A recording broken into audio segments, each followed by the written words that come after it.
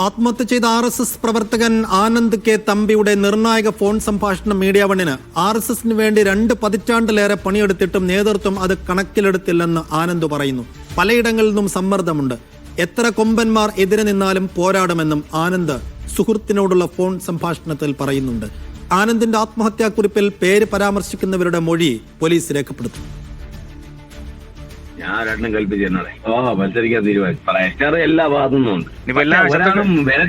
സംഘടനയുടെ ചുമതലയുള്ള ചിലവന്മാര് അവന്മാർക്ക് മാത്രമേ ഉള്ളൂ. ഇത്രമാത്രം അങ്ങ് അപമാനിച്ച് ആ ഒരു ലെവലിലേക്ക് കൊണ്ടുപോയിട്ടെ ഇനി അവന്മാർ അങ്ങനെ അങ്ങോട്ട് വെറുതെ ഇവിടെ എന്റെ മനസ്സ് സമ്മതിക്കൂടെ. ഞാൻ ഫൈറ്റ് ചെയ്ത് നിൽക്കുന്ന ആളാണ്. ഞാൻ എന്റെ അപ്പുറമായിരുന്നാലും ഞാൻ ഫൈറ്റ് ചെയ്യും. എത്ര കൊമ്പനായിരുന്നാലും ഞാൻ ഫൈറ്റ് ചെയ്യും. അത് നമ്മളെ ഐഡന്റിറ്റിയാണ്. പിന്നെ ഒരു കാര്യത്തിന് ഏറ്റെടുത്ത് കഴിഞ്ഞാൽ ആ കാര്യം അങ്ങ് അച്ഛൻ വരെ അത് ചെയ്ത് ക്ലിയർ ആക്കിയിട്ടേ പിന്നെ അവിടെ നിന്ന് മാറുള്ളൂ. എന്ത് പ്രതിസന്ധി നേരിട്ടാലും അത് എന്റെ ഒരു ആറ്റിറ്റ്യൂഡാണ്, എന്റെ ഒരു ഐഡന്റിറ്റിയാണ്. അതിൽ ഞാൻ ഇത്രയും കാലം സംഘടനയ്ക്ക് വേണ്ടി എന്തും ചെയ്യുന്ന ഒരു അവസ്ഥയിലല്ലേ നിന്ന് എന്റെ പണം, ശരീരം, എന്റെ മനസ്സ് ഇതെല്ലാം ഞാൻ സംഘടനയ്ക്ക് കൊടുത്തില്ലേ. എന്റെ സമയം എല്ലാം ഞാൻ കൊടുത്തിട്ടുണ്ട്.